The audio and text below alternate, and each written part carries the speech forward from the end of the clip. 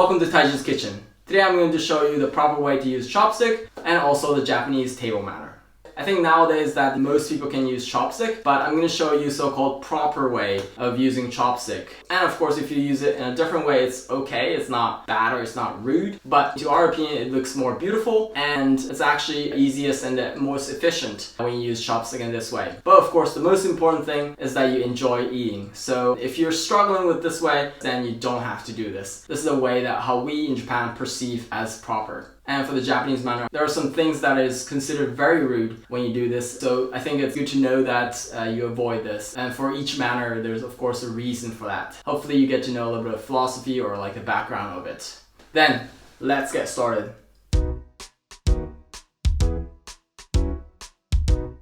Before I'm going to show you how to use chopstick properly, I want to tell you a little bit about different types of chopsticks. So there are primarily three types of chopsticks: Japanese style, Chinese style, and Korean style. As you can see, they're distinctly different. So the main difference is that Japanese chopsticks have really fine tip compared to other chopsticks, which allows really fine work. You can cut in through with these chopsticks some soft ingredients such as tofu or fish meat.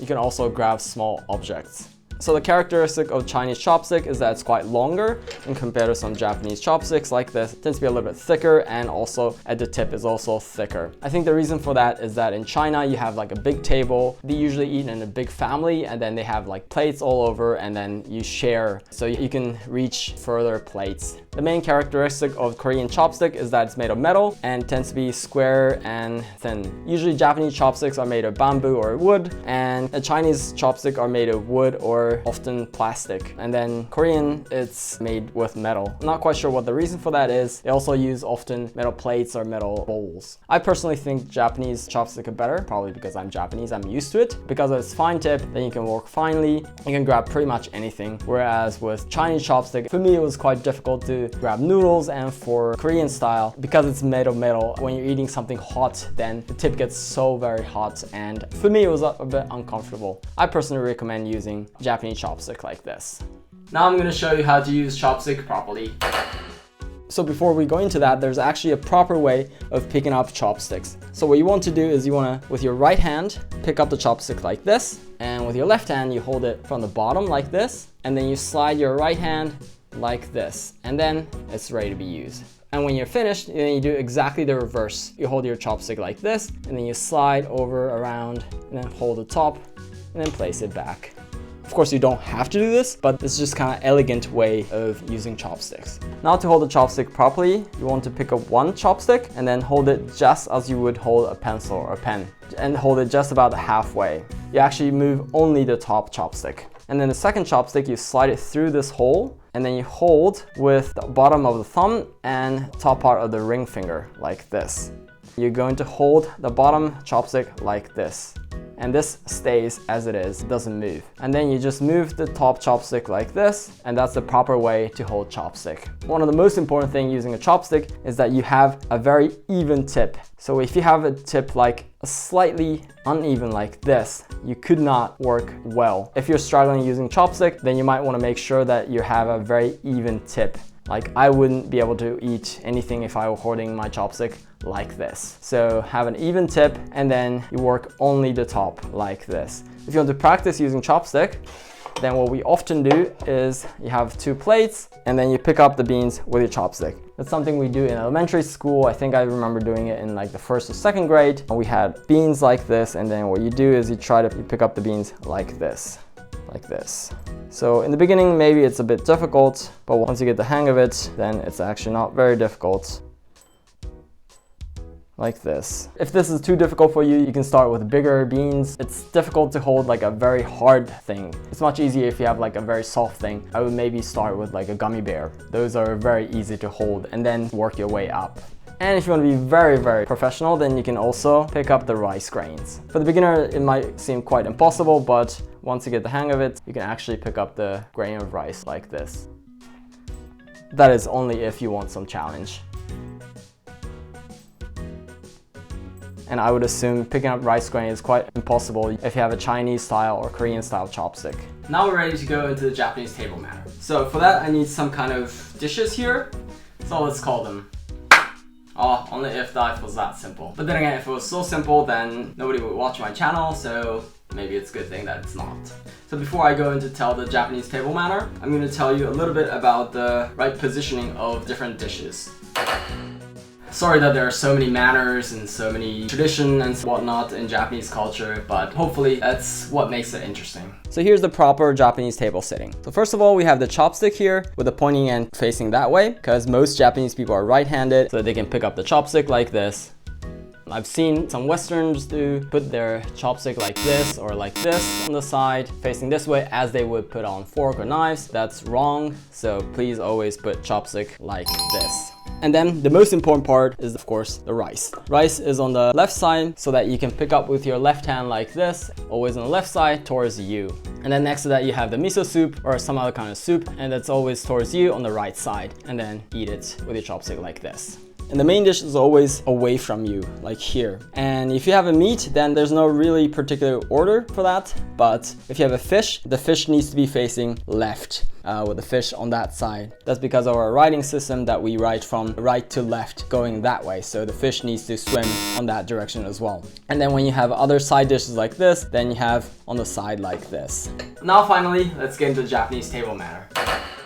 The first thing and the most important thing is that you say your hands together like this, itadakimasu. Itadakimasu means directly translated as let us eat, let us feast, but it is a non-religious prayer saying thank you very much for the food that I'm about to receive. So like I said, this is a non-religious prayer, meaning that I'm not thanking any gods or anything for the food, but instead I'm thanking all the lives that I'm receiving. So inside the Japanese philosophy or part of Buddhist philosophy, we don't differentiate the animals and the plants. They're all lives. And we are sinful beings that have to receive other lives in order to survive. As human beings, we accept that sin, but because we receive these lives, we try to make the world a little bit better place than it was before. So itadakimasu is not only saying let's eat, but it's a prayer for all the lives I'm about to receive, and also all the human work that is put into make this possible. So someone had to catch the fish, someone was working on the farm for the rice and for all the vegetables, so there was a factory that was making tofu, there are people driving trucks to bring to the supermarket, and there are people working in the supermarket that sell these, that allow me to purchase these. And also this is saying thank you to the chef, well in this case I cooked it, but still if someone else was cooking, then it's also saying thank you for cooking, thank you for raising the plants, thank you for catching the fish, so forth. So itadakimasu is a very short prayer saying thank you to all the food, all the lives that I'm about to receive, and all the work that is put into making this possible. So if you ever go to Japan, or if you ever go to a Japanese restaurant, I would ask you to bring your hands like this and say itadakimasu. And then at the very end, when I'm finished eating, I bring my hands like this and say gochisou sama deshita. Literally translated as it was a feast. And this is also at the end, thank you for the lives, thank you for the food, but primarily this goes actually to the chef who cooked it and saying thank you very much for this delicious meal. So in Japan, people say often when they leave a restaurant, gochisou sama deshita to the people who were working there, or chef. If you can say it directly to the chef, gochisou sama deshita, then it means thank you, that was delicious.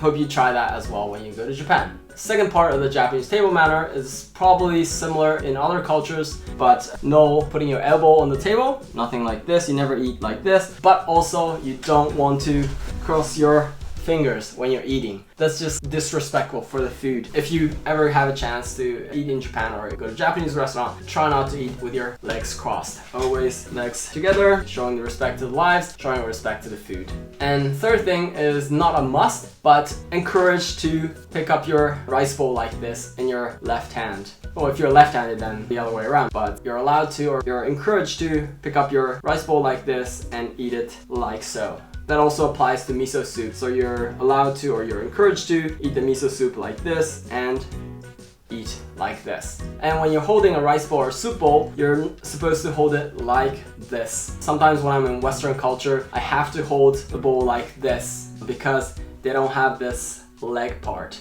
But when you go to Japan, all the bowls have leg, so you should hold it like this, not like this. This is not, of course, not taboo, but something that you want to care about when you're eating. And the fourth thing is that you're allowed to slurp, or maybe you're encouraged to slurp. And when you're eating in Japan or in a Japanese restaurant, we eat soup like this.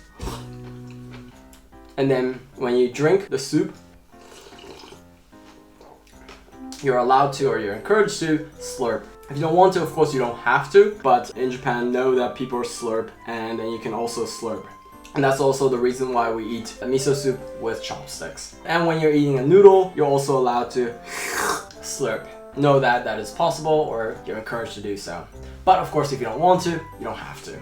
And the last thing goes along with the philosophy of Japanese eating, Japanese culture, is that you don't want to leave any food behind. So when you go to a restaurant, try not to order so much and just order how much you can eat and finish up all the food. It's a bit rude for the chef. I see quite often in Western culture where they just throw away food without big thought on that. But please urge you to try to finish all the food that's on the table. And if you can't finish it, of course that happens. And if you're in a restaurant, then ask for the doggy bag. Most Japanese restaurants would have some kind of container where they can bring food at home. And so that way they don't have to waste it. Now let's talk about 8 taboos when you're using chopstick.